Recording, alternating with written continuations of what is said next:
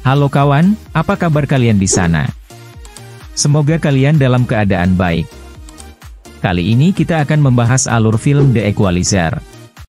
Film dibuka dengan memperlihatkan kita, adegan seorang pria tua yang hidup sendirian di sebuah apartemen. Pria ini bernama Robert McCall. Ia merupakan pria biasa, yang memiliki kebiasaan hidup yang serba perfeksionis. Dan dia bekerja di sebuah supermarket di bagian pertukangan. Dia juga termasuk orang yang ramah kepada teman-temannya di sana. Tuan McCall berkawan baik dengan Ralphie, pria berbadan besar yang memiliki keinginan untuk menjadi satpam di supermarket tersebut. Sepulang bekerja, Tuan McCall seperti biasanya, ia selalu membersihkan rumah, makan sendirian di dekat jendela. Dan jika sudah datang malam hari, Tuan McCall sering menghabiskan waktu di kamar sambil membaca buku favoritnya. Malam itu insomnia Tuan McCall kambuh, dan ia memutuskan untuk keluar dan bersantai di kafe langganannya. Dengan sambil berbekal teh celup dari rumahnya, di kafe tersebut Tuan McCall bertemu dengan perempuan yang bernama Terry. Wanita itu juga sering nongkrong di kafe tersebut, dari situ pun ia menanyakan isi buku bacaan Tuan McCall. Keesokan harinya, Tuan McCall kembali bekerja di supermarket, dan menyempatkan diri untuk bercanda dengan kawan-kawannya. Pada malam harinya, seperti biasa Tuan McCall bersantai lagi di kafe dan lagi-lagi ia bertemu dengan Terry. Wanita itu mencoba memulai obrolan dengan Tuan McCall, namun terlihat ponsel Terry berbunyi.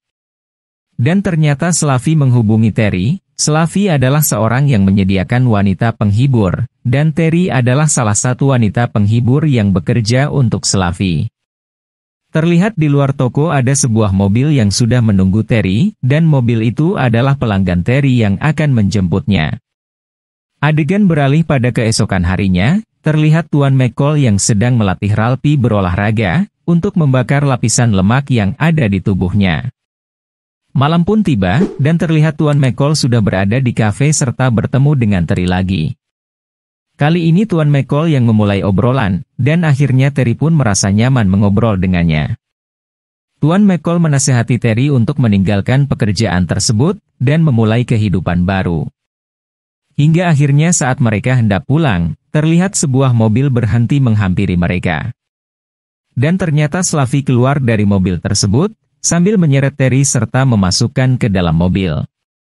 Dari kejadian tadi, Tuan McCall semakin curiga dengan apa yang terjadi sebenarnya. Pada malam berikutnya, di saat Tuan McCall bersantai di kafe, Tuan McCall tidak melihat Terry di sana. Dan akhirnya sang pemilik kafe memberitahu bahwa Terry sedang dirawat di ICU.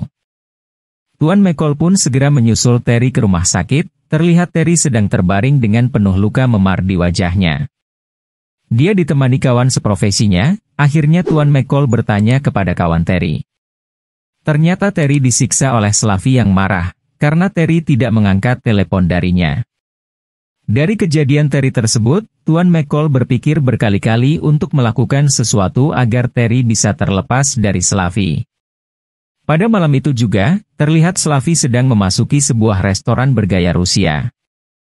Itu merupakan tempat dia bekerja, dan Tuan McCall menemui Slavi di tempat tersebut. Tuan McCall membawa uang untuk membayar hutang-hutang Terry, dan meminta Slavi melepaskan Terry. Namun ternyata Slavi menolak tawaran dari Tuan McCall, dan hal tersebut membuat Tuan McCall terpaksa harus membunuh Slavi dan anak buahnya.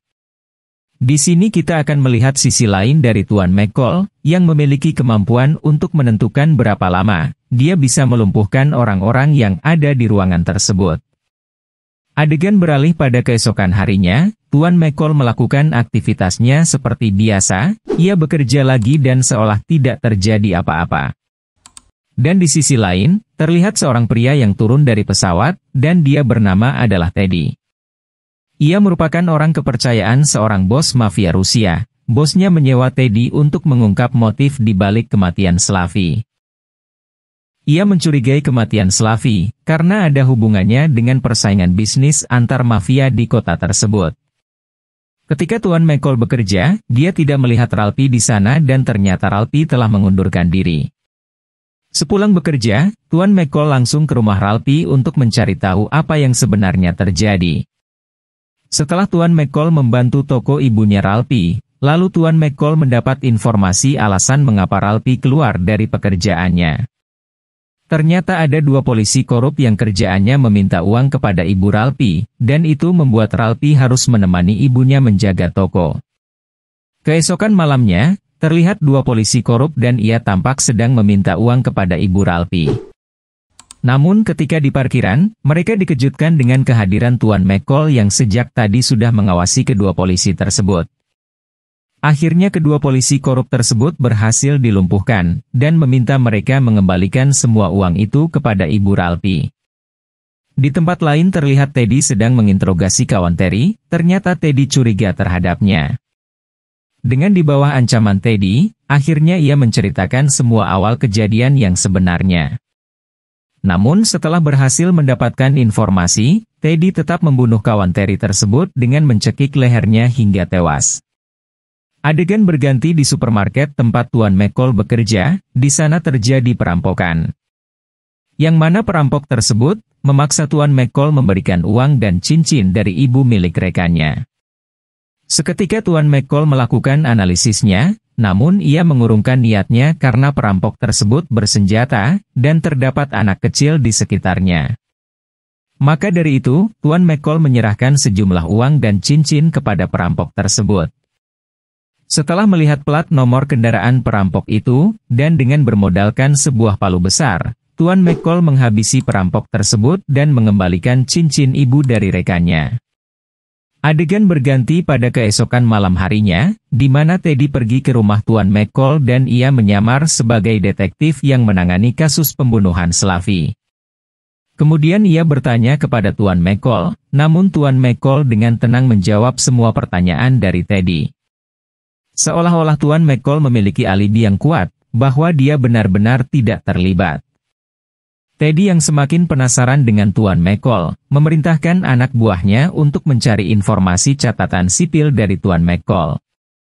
Dan data yang ada pada Tuan McCall hanyalah seorang warga sipil biasa. Kemudian, Teddy mengirim pembunuh bayaran di kafe biasa Tuan McCall bersantai. Orang suruhan tersebut menyamar sebagai pekerja PLN, namun penyamarannya dapat diketahui oleh Tuan McCall. Dengan seketika, Tuan McCall berhasil melumpuhkan pembunuh tersebut. Namun aksi Tuan McCall tidak dapat disaksikan oleh Teddy, karena terhalang oleh truk. Kemudian Tuan McCall keluar dari kafe, seketika ia memotret ke arah Teddy sambil terus berjalan pulang. Lalu Teddy pun mengikuti Tuan McCall sampai rumahnya, dan di rumah itu ternyata sudah kosong, karena ditinggalkan oleh Tuan McCall.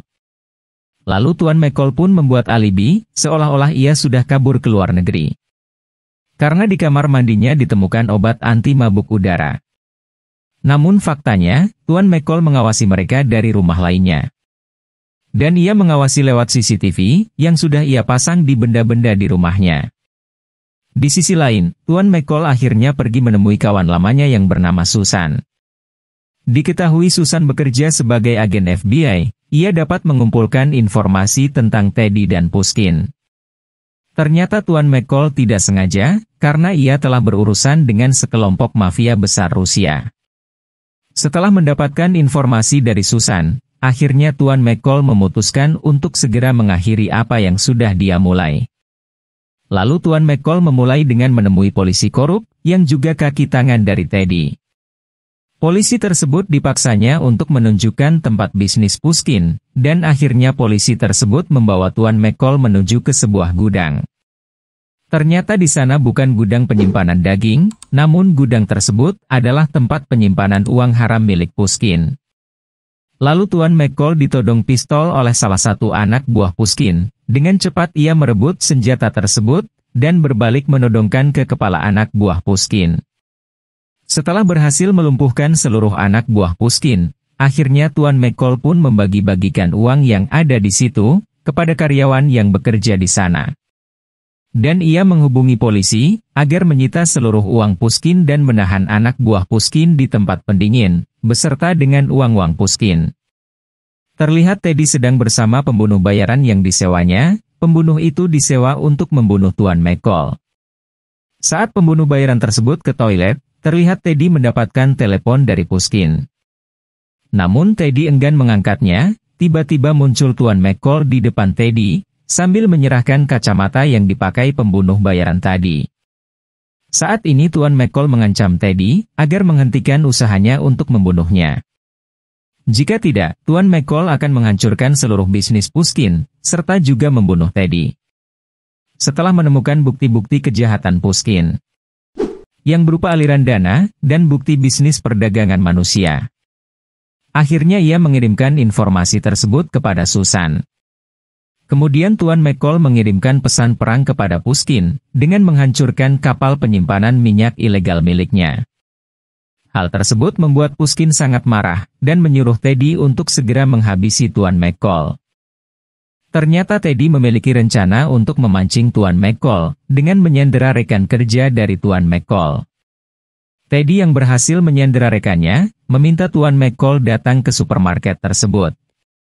Lalu Tuan McCall berhasil melumpuhkan orang yang menyandera Ralphie, dan menyuruhnya untuk membawa rekan-rekan yang lain keluar dari supermarket. Dengan menggunakan peralatan yang tersedia di supermarket tersebut, Tuan McCall berhasil membunuh satu persatu anak buah Teddy. Saat ini hanya menyisakan Teddy, dan dengan berbekal senapan paku tembak, akhirnya Tuan McCall berhasil melumpuhkan Teddy. Sehingga Teddy terjatuh tak berdaya, dan akhirnya Teddy pun tewas dengan paku yang menembus tenggorokannya. Setelah kematian Teddy, Tuan McCall merasa urusannya belum selesai. Kemudian Tuan McCall langsung menemui Pushkin di Rusia, dan berhasil membunuh Pushkin dengan cara menyetrumnya saat selesai mandi. Dan film pun selesai. So kawan, gimana ceritanya? Pasti seru kan? Itulah cerita dari film The Equalizer. Sampai bertemu di video selanjutnya. Bye-bye.